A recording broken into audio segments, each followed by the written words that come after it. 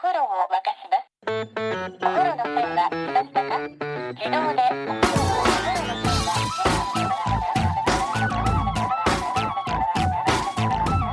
Hello and welcome to another episode of No Such Thing as a Fish, a weekly podcast coming to you from the QI offices in Covent Garden. My name is Dan Schreiber and I'm sitting here with James Harkin, Anna Chazinski, and Andy Murray, and once again we have gathered around the microphones with our 4 favorite facts from the last 7 days, and in no particular order, here we go. Andrew Hunter Murray, I saw your face. Starting with fact number 1, and that's my fact. My fact this week is that scientists have finally worked out why the 4 of us, and all humans, are not constantly leaking. They started with the 4 of us, didn't they? We were the guinea pigs. And they extrapolated. Yes, exactly. No, this is we've just worked out. Actually, I say just. Actually, I read and it today. also, I think, Andy, you are leaking, are you? Oh, sorry, yeah, hang on. We've already had these chairs upholstered once this week, Andy. Come on. This was discovered, or published at least, in November of 2016. And I didn't know this, but scientists have been desperately trying to work out. Desperately is a bit of a stretch. Desperately is a bit of a stretch. Why we don't constantly leak. Because we shed more than 500 million cells every 24 hours. So basically, in a 2 to 4 week period, our entire body of outer layer skin is completely replaced. In the process of that happening, we should just be suddenly, a bit of arm skin goes and suddenly blood's spurting out, or sweat, or we should be like just sprinkler systems nonstop, but we're not. And they don't know why, except for now they do. And why is it, Dan? James, it is so easy to explain. I'm not even going to bother. Why don't you try?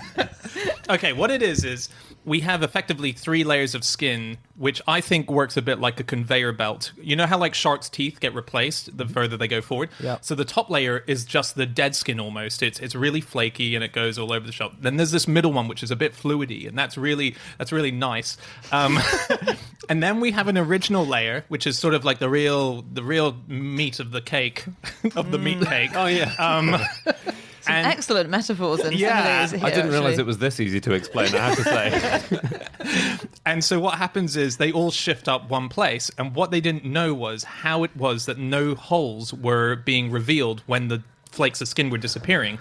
What was plugging the gap, and what they've discovered is what effectively is kind of like a Pritt stick glue. It's like a temporary glue, not as good as super glue, which eventually comes to the second layer.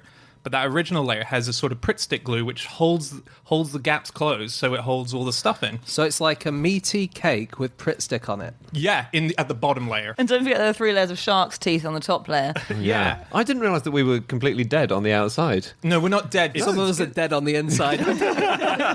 No, it's the very outermost layer of skin cells are dead, I think. We're wearing death. What are you wearing today? Just death. That's the worst bits of me. That is weird, isn't it? Because the cells are there, and they're full of keratin, which is also in your fingernails and your hair and things, but none of the cell machinery is in that outermost layer. Yeah, that It's is bizarre. interesting. Yeah. And so this study has found the structure of that second layer.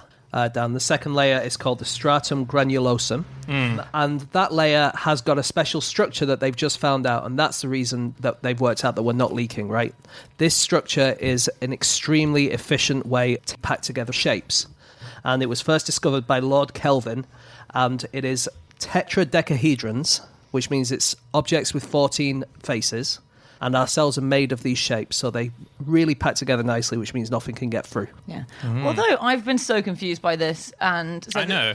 Mine was way easier as an explanation. What was that? Tetradecahedrons.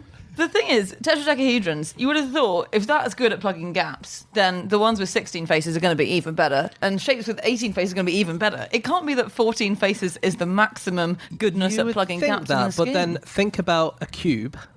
That fits together perfectly. Yeah. But then an object with 5 faces isn't quite as good as a cube, is it? I don't really know. Okay. But I'll take your word for it. But what are you saying that nature should have selected a better decahedron? I'm just saying it's interesting that this 14-faced shape seemed to be the ideal shape for our skin to be. Right, okay, yeah. It's the same shape as the new £1 coin. Is it now? Yeah. So in extremis, could you plug a gap or a wound in your skin with a £1 coin? Yes. But hang on, no, is it the same shape as that? I thought it's a 3D. It would be if it was a 3D. It's the same shape as that because the new £1 coin has 12 sides around the edge and then it has 2 sides on front and back. Doesn't mean it's the same shape. It's not exactly that it's got the same number of faces. Yes, yeah, because it's more like a Rubik's cube, but with more faces. It's more equilateral, I think, the one in the skin compared to the £1 coin. But basically, as you say, Andy, when I seriously wound you later, you can shove a £1 coin in there and see how much good it does. So Lord Kelvin, back in the day, he was trying to work out what is the best way that foam can work. So if you have a load of bubbles, what's the absolute most efficient way that they can pack together? Yeah. And he came up with this particular shape. And then it's only recently that we found out it's in the human body. That's amazing. That's really cool. Why was there a problem in the 19th century with foam being inefficiently packed? Well, no. So he was studying mathematics, Okay. and there's a really interesting thing in maths, which is if you get a load of balls and put them together, how do they pack nicest? And the way it turns out is the same way as greengrocers do it with oranges. So you put them all down, then you put spheres in all the gaps, and that's the most efficient way of packing it. And they've done it with 4-dimensional, 5-dimensional, 6-dimensional. It's a really interesting kind of mathematical thing that they do. Right. Have you guys heard of MatTech? No. It's a lab in America, and its business is growing human skin. So there's an incredible feature about them in Wired. I really recommend reading it. They grow 2 humans' worth of skin every week, but in thousands of little coin forms. And basically it's so that you can test shampoos or cosmetics or anything you like, detergent or loo cleaner or suntan lotion on these little coins of skin. Yeah, and they grow them. So what they do is they get offcuts from hospitals. So if you've been circumcised in Boston, your skin may have been... your foreskin may have been grown to 2 football pitches in size and then cut up for experiments. Wow. So a shampoo will have the same effect on someone's foreskin as it will on someone's scalp. Can we be sure of that? No, Okay. we cannot. But I think, Taking a punt. I think if Is they, that a thing that says on the bottle? No, it's been tested on foreskins, so they know what they're doing. yeah, all the other operations as well, like a tummy tuck or breast surgery or various things like this. Yeah, Wow. I know, and they grow it, and so imagine that. Someone else who experimented on skin is a guy called Brown Sequard, who I reckon we probably talked about before. He was a scientist in the 19th century who was always experimenting on himself. And he wanted to know why we needed skin and whether we'd be fine without it. And so to find out whether we'd be all right without our skin, no. he didn't do the disgusting thing you're imagining. He covered his skin completely from head to toe in flypaper varnish, which completely blocks it up. So it was to find out if the skin's actually having a useful interaction with the outside world. Oh, right. And almost died, because it turns out we do need our Yeah, skin. that's like Goldfinger. Yeah, the lady who, not the villain, it was the lady in the movie. She was covered in gold. And she died. And there was a... Did she, though? I think... Was that not a rumor? No, in the movie she died. Oh, in the movie she died. Yeah, yeah. I I don't go to the movies and just listen to the rumours afterwards. I see everyone who dies in the movie. I'm like, did he really die? There's a rumor he did. It would be a bigger bit of film trivia if one of the Bond movies had killed an actress by painting her gold. No, but that was one of the great myths of Yeah. it, is that in real life, she suffered from that and she died. I thought it was a real myth that if that happened, you would die. But I thought they had left something like a patch of skin on her back unpainted, and she breathed through that. That was a rumour. But we don't know the absolute truth about this Bond lady, I don't think, based on that conversation, except that she definitely didn't die. Right? Don't know. Yeah, Right. she's alive. She's fine. who knows? But yeah, Brown Sequard did that, and he did nearly die, and you can if you do that. And his student burst in and found him completely unconscious in the corner of the room, covered in varnish. And so he got some sandpaper and started sandpapering Did he this varnish. sand him? Yeah, he sanded him down. And then when he regained consciousness, he There shouted. must be a better way. Did he then cover him in a layer of teak oil and slowly work that in with the grain? Yeah, is that a carpentry joke? Kind of, yeah. Okay. Jokes a bit much. But yeah, and he was really pissed off, Brown Sequard, when he regained consciousness. He said, "You've ruined the experiment. We were going to find out if it could kill somebody." That's I amazing. think his student was like, "No, it can." He's the same guy who he ate a patient's vomit once to give himself cholera, so he could prove that laudanum worked, and then he almost died from that as well, actually, and had to be revived. Is with it the some same coffee. student who's just saving him? Comes into work each day. Hey, oh Jesus, he's covered in rats. What's going on? House mites. Yeah. Yeah. So they live on our skin, and they eat skin. And do you know what they also eat? They also eat their own skin. Do they? Yeah. So house mites are as much of a problem for themselves as they are for us, basically. Do dung beetles eat their own dung? Don't know. You would, wouldn't you? You would. If you were into dung, Yeah. it's the most readily accessible dung you can get, isn't Yeah. it? Yeah. Yeah. But the thing about house mites is that they have skin, and then when it flakes off, they eat it, but then they also excrete it and then eat it several times Wow. to get all the nutrition out of it. Clever. Yeah. What? I know.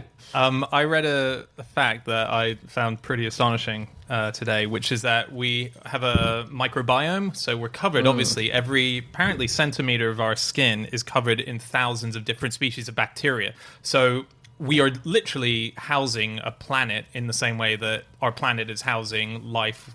We're doing the exact same thing, just on our own body with bacteria.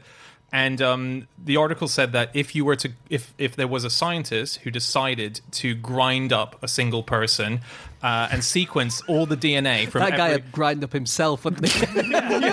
He's got one foot in the grinder, and his mate comes in. comes in, boss, no! But so the article was saying if a sadistic scientist like him did decide to do that, grind up and sequence all of that DNA that was on our entire body, either in our body or out on top of our body, only 2% of the genetic material that he would find would be us, the human.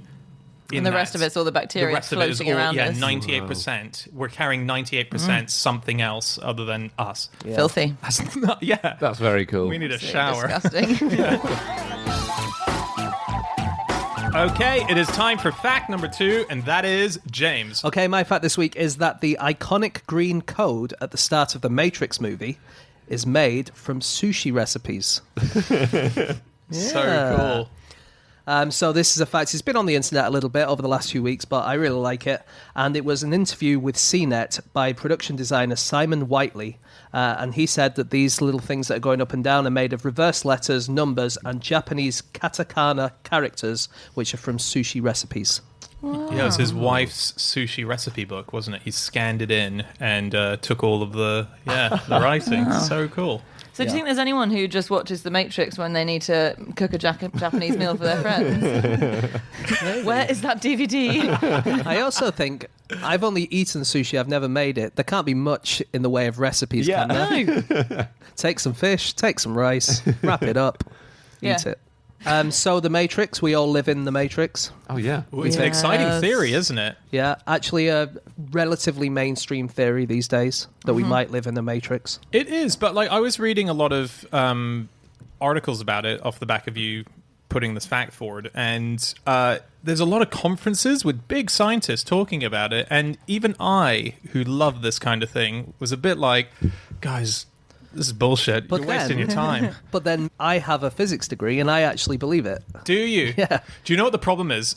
This is what I noticed. You had these big scientists. Neil deGrasse Tyson was the host of this big conference, and a lot of scientists talking about it. And I realized the difference is that stoners say this stuff all the time.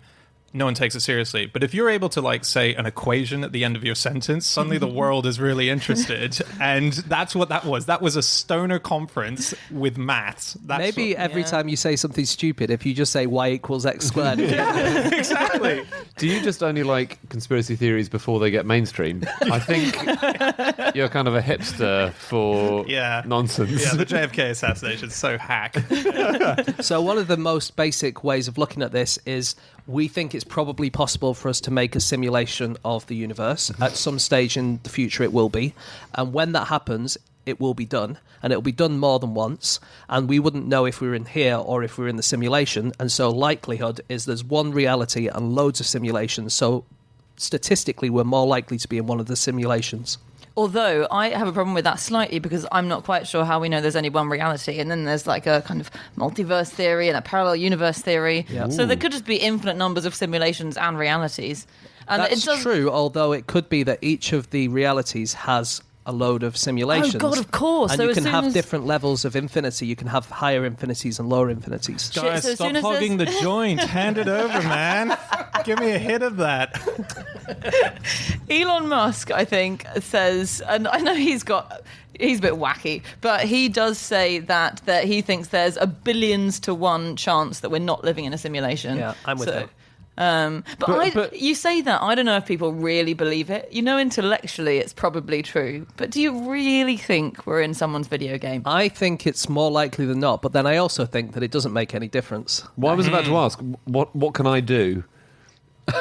If we're in a simulation, what am I to do about it? You can hire, in Silicon Valley, 2 tech billionaires who have remained anonymous, have hired a bunch of scientists to try and work on breaking out of the simulation. It must be Musk, right? It must be him who's one of them. They've remained Really? anonymous, so I don't want to spread rumours about who it might Have be. people been given money to try and break us out of the simulation that we're in? That was 2 sentences, I think, in a New Yorker article, right? Yeah. And no one has followed up on who these people are, but it sounds like It's it's a true. good job, though, isn't it? What a job, being a scientist. Just Sorry, still nothing, but we'll need another grant, I'm afraid.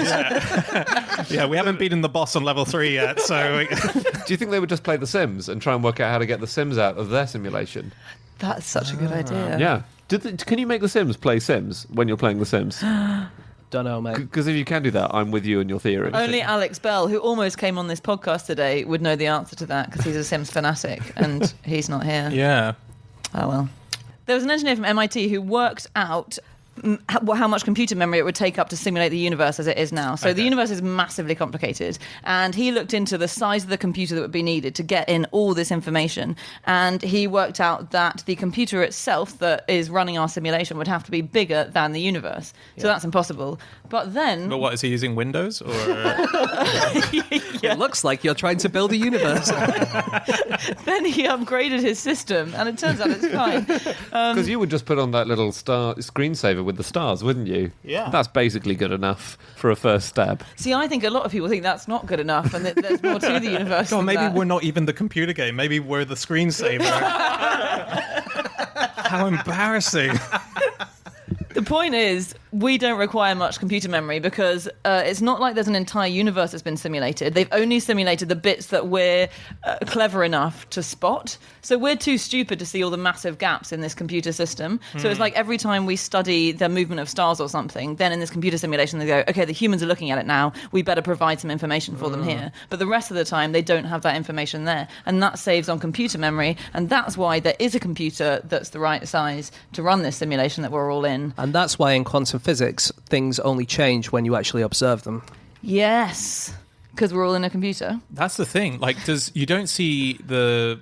I haven't played Sims, but presumably there are people in it. Are there people in it? Yeah. You build a family and they have jobs and But lives. so you don't see the family suddenly sitting around dinner going, "Do you think we're in a simulation?" Because if we are, the simulation has started to question Well, itself. there is a philosophy expansion pack of The Sims where they do that, so it's really good. So one way you might be able to tell if you're in the Matrix is if there's a glitch in the Matrix. This is a thing, isn't it? It's like a little meme. If you go onto Reddit, you can go onto reddit.com/glitch in the Matrix, and you can see examples of when people have Spotted spotted glitch. it. Right. So some of them, I only read the headlines because I read a few of the actual explanations. They were a bit boring, but someone said 3 eggs have disappeared in my fridge. Glitch in the Matrix, guys. The Matrix. Where is my sandwich? Glitch in the Matrix. I think I heard Perfect by Ed Sheeran in 2008 or 2009. Wow. Come on, guys. If that isn't evidence, I don't know what is. It's irrefutable. There's a famous one as well, which I was told about by our buddy Joel, who is one of the writers of those Ladybird books, and he's very much convinced that this is the glitch. And it's that there used to be a series of kids' books, which I used to read as a kid, called the Berenstein. What's that? We've never heard that before. Oh, we got a bit close to reality, guys. Glitch alert! Glitch alert! They're coming for We us. get Men in Black come in there. Yeah, so the Berenstein Bears, it was a series of kid books, and the glitch is that everyone seems to remember that they're called the Berenstein Bears, but in fact they're called the Berenstain Bears. The authors were Berenstain. And genuinely, there's a whole thing on the internet of people talking about, I swear to God, I grew up on these books my whole childhood. It had an E, not an A, in Steen, not Stain. Really? And the glitches, the books have suddenly just all changed themselves to a wow. different name. That's like Walker's Crisps. Everyone thinks they remember Walker's cheese and onion crisps being the blue flavour or the whatever flavour they're not. Green. the green flavour. They are the blue flavour. Yeah, they are the blue flavour, and everyone thinks that they used to be the green flavour, and they never were. But that sounds like it's another glitch. Yeah. And it's like, what happened to my sandwich, guys? So many glitches. In The Matrix, the creators of it were quite keen that everyone who was involved got to grips with the philosophy, weren't they? So it was the Wachowski brothers, who are, in fact, both the Wachowski sisters now. So it was the Wachowski brothers who wrote the screenplay for and directed The Matrix. And they are both transgender, and they are both now Lana and Lily Wachowski. But they, cited as their influences for The Matrix, like Homer and Hitchcock and Dostoevsky and this whole array of kind of different sources. So why Neo always goes, "Do." You think it's the first part of the word Dostoevsky? No, Sorry, I just... Wow. We're really on different planes, aren't we, Dan? Sorry. Anyway, during the filming of it, everyone who worked in it, all the actors were made to read 3 books. They were made to read 3 books of philosophy. So Simulacra and Simulation by Jean Baudrillard, who's like a sociologist and philosopher. And then they were made to read Out of Control by an ex-editor of Wired. And they were made to read Introducing Evolutionary Psychology. So they had to really come to terms with the philosophy that they were exploring. Yeah. That's interesting. That must have come in very handy during the massive gunfight scene in the lobby. So the Warner Brothers, they didn't trust the Wachowski brothers at first because the Wachowski brothers have very little experience making films, and this was a very big idea. So they told them they had to go away and direct another film first. Okay. They just said, go away and make a different film, and if that one's a success, we'll let you make The Matrix. And what was the other one? They went and made a film called Bound, which is described by The New Yorker as a lesbian thriller with a happy ending. Oh. Which doesn't sound very close to The Matrix. It doesn't seem like a perfect proof of concept. No, you mean they've set them sort of a bad job interview there? Yeah, but it was a success, and then they said, all right, you can go away and make The Matrix. And did they do a sort of classic happy ending, or did they misinterpret it as a massage happy ending? I haven't seen Bound. Just curious. If I was told to make a movie with a happy ending, You would do that. Would you though? You'd end so it up- doesn't fit in with the plot, but they told me to do it. Oh, God.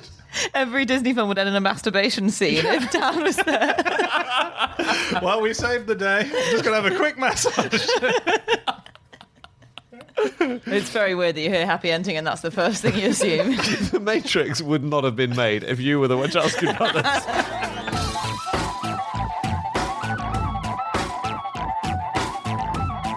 Okay, it is time for fact number 3, and that is Chazinski. My fact this week is that the longest ever kayak trip was completed by a man who couldn't swim. This was a really good article in Vanity Fair over sometime in the last couple of weeks. It's about a guy called Oscar Speck, who's just this amazing guy. He was German, and in 1932, he climbed into a kayak. His business wasn't going very well. Like Germany was in the doldrums then because of the Depression and because of the Versailles Treaty, combination of the two. And so he got in a kayak, thought, sod this, got onto the Danube, and he kayaked for 30,000 miles all the way to Australia, where he arrived in 1939. And when he arrived? And when he arrived, he was immediately put in prison because the World War II had started.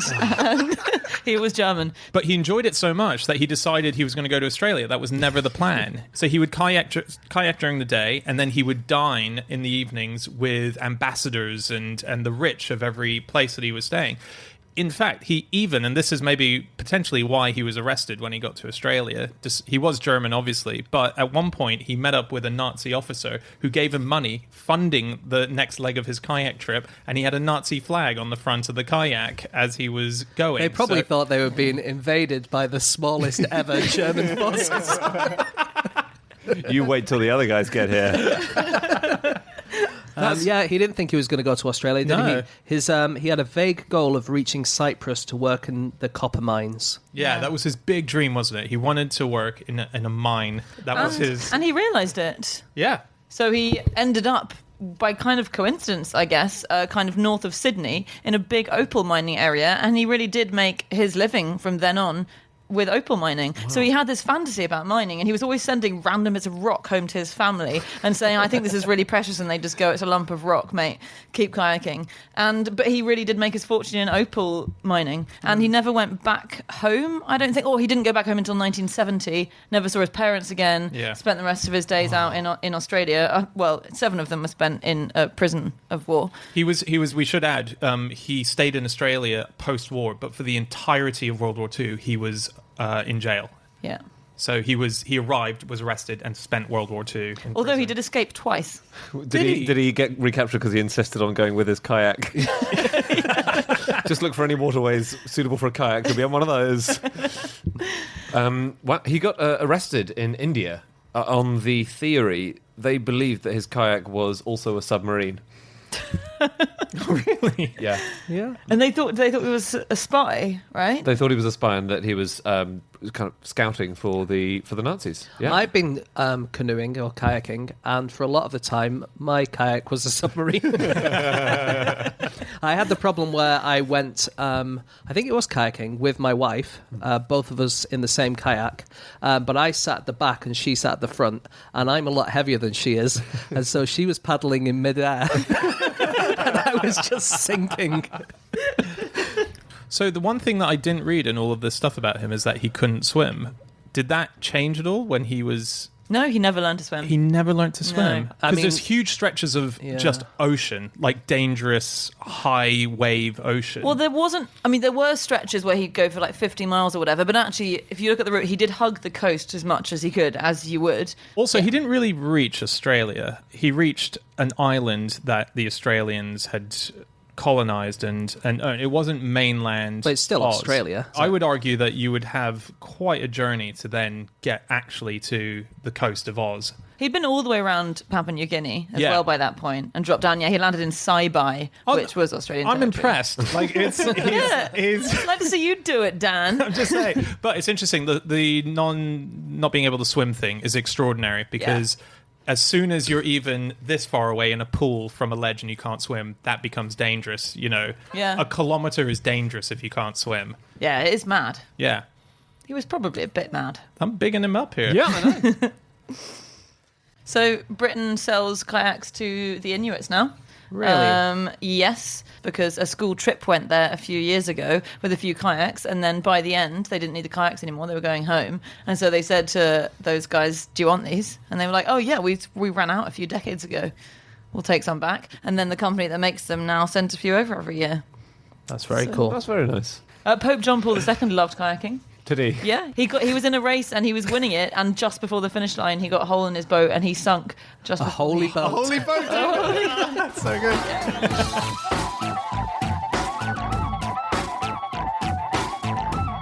Okay, it is time for our final fact of the show, and that is Andy.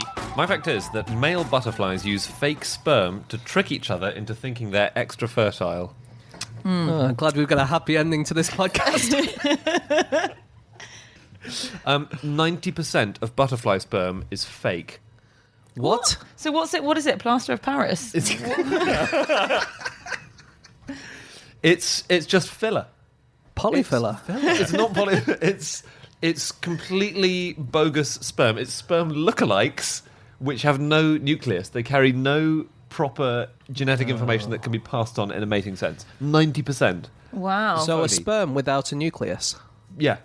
So it's just a dummy. It's a dummy. But do sperm. they know that? As in, The sperms are the... no, as in like butterflies. the butterflies. Are they like, whoa, They I've don't got so have- much sperm? Or we they're def- like, I'm going to manufacture my fake Dan, sperm. I don't think they even know they're butterflies. No. They don't know anything, the animals, okay? They don't know what they're must doing. do. I think they know they do know what they're doing here, because when they're mating, right, male butterflies, this is a bit gross, but they use their penis to measure inside the female's how full she is, i.e. whether she's mated before. Mm-hmm. And it's like using the dipstick in a car's oil tank is the closest analogy. Yeah? Okay. Yeah. They then decide how So much... sorry, do they pull it out and see where the line is? I don't know what they do, but they... Okay.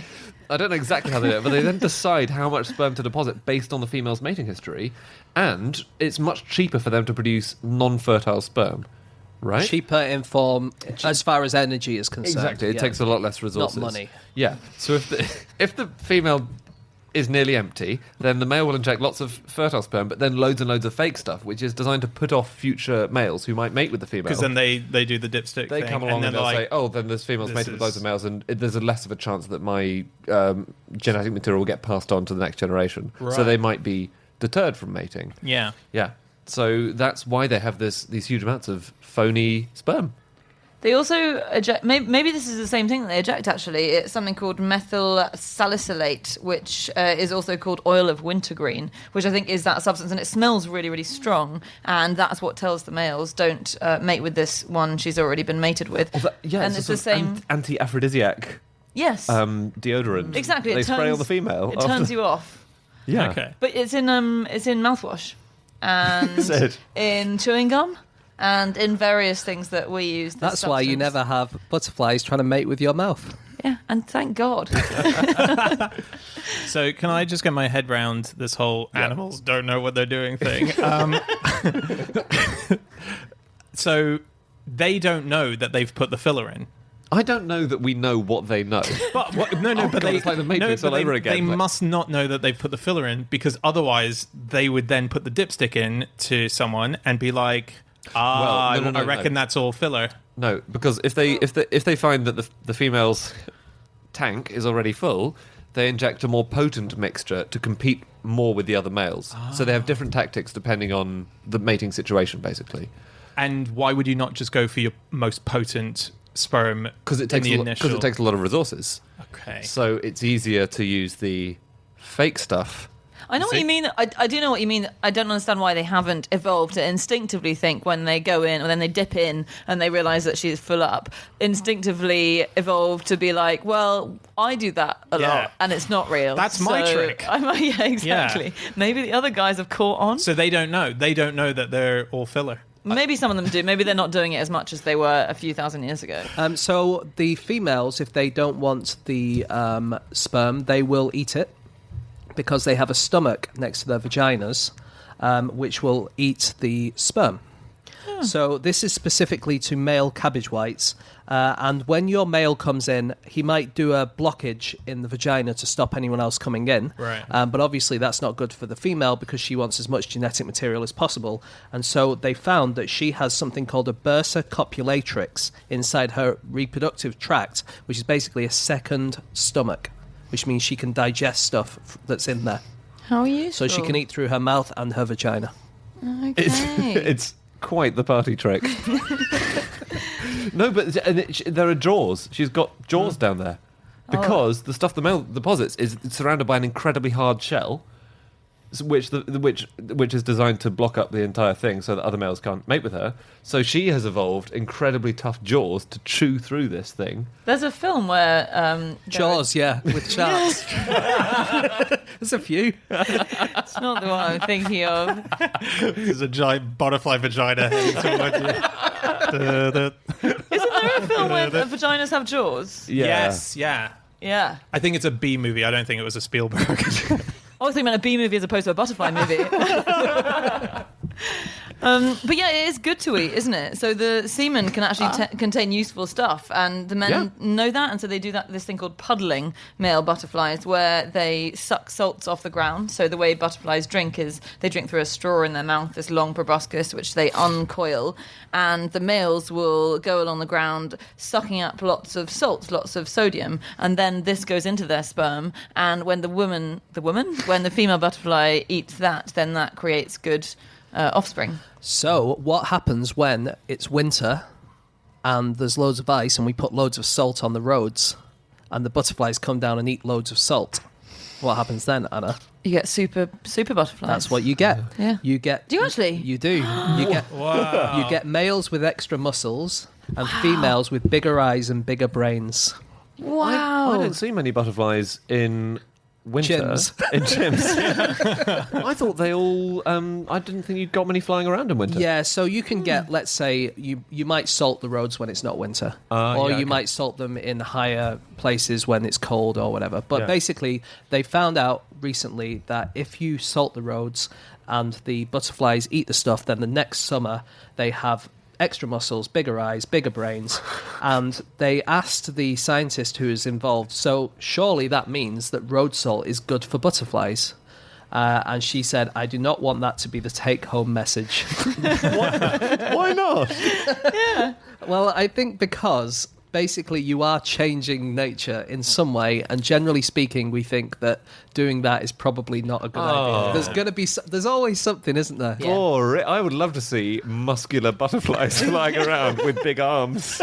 Well, did you? I didn't read more on this because I didn't think it would be a good topic to talk about. But in Fukushima, there were mutant butterflies off the back of the radiation that were super strength Really? butterflies. Yeah, as again, well. the take-home message is not that give a load of radiation to butterflies Yeah. is good. Just quickly on this burst of copulatrix that you were talking about, James. So it's the chewing and digesting organ. It takes 36 hours of constant chewing by the female to get through it. That's how tough the thing is. That's a lot of chewing, even with your mouth. Yeah, exactly. When it's clenching, Well, it's a whole new ball game. so oh god. But no, a team of scientists looked into how the super strength spermatophore, and they could only break it down by boiling it in concentrated sulfuric acid. No. That is how Wow. tough this thing that the male produces That's is. wild. And the males, the spermatophore, the actual package that they give to the female, is up to 13% of the male's weight. It's amazing, isn't it? And it's all 13%. just a fight. Basically, Yeah. the males are just going to make it harder and harder and more difficult to break down, and the females are just going to learn more tricks to break it down. Yeah. And Yeah. Yeah. crazy. It's amazing. Oh. It's the battle of the sexes. We're all fighting it. Yeah. James and I were talking to our group buddy, Levin Skyra, who's been on the podcast a bunch of times, and he was saying there's a new report that just came out which showed that the butterfly mouth and tongue predate flowers. And so you kind of go, well, what were they eating beforehand if it wasn't that? And the suggestion from this new study is dinosaur tears. Yeah. I mean, that's very cool. Isn't that amazing? Yeah. So they dip into so they've got this proboscis that we think has evolved to go into flowers, but actually it's evolved to dip into the dinosaur's eye sockets. Yeah. Yeah. I guess these sockets themselves. Yeah. I'm just remembering all No, because you're James right, and I that is literally true. saw him yesterday. Yeah, night. so even now, butterflies will eat the tears of animals. I think we Yeah. all probably knew that. But yeah, the idea is that because they existed before flowers, they must have been eating the tears before dinosaurs. even the flowers came along. Well, you would think if you were trying to gain sustenance from drinking animals' tears that you would be more subtle than a massive butterfly. Yeah, Do you you're know right. what I mean? As in, they've got big, colourful wings. yeah. If something like that landed on my eye, I would notice. I suppose that you could say that I don't know what these animals are because I haven't seen the study, but I imagine that they didn't look exactly like butterflies, like with the big Yeah, I guess ear-shaped not, wings yeah. and stuff. Yeah. But do you think the butterflies had to evolve to make the dinosaurs cry? Like develop They sort of evolved to say hurtful comments. Yeah. Yeah. Otherwise, how do they do it? Or to punch them? Maybe that's why they had those superhuman butterflies then. Just Float like a butterfly, sting like a butterfly, punch like a butterfly.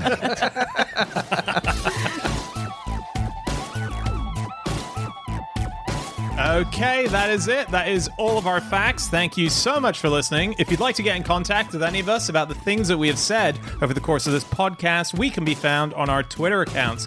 I'm on @Schreiberland, Andy, At Andrew Hunter M. James, At James Harkin. and Chazinski. you can email podcast@qi.com. Yep, or you can go to our group account, which is @NoSuchThing. You can also go to our website, nosuchthingasafish.com. We've got lots of stuff up there. We've got the links to our tour, which is still going on, 2018. We're going to be going around the UK. We're going to be doing Ireland. We're also going to Australia in May, so check that out if you're down under. New Zealand as well. We have a link to our book, which is on Amazon, and we also have, as we said at the top of the show, a link to our new behind-the-scenes documentary, Behind the Gills, which is now up online. Okay, that is it.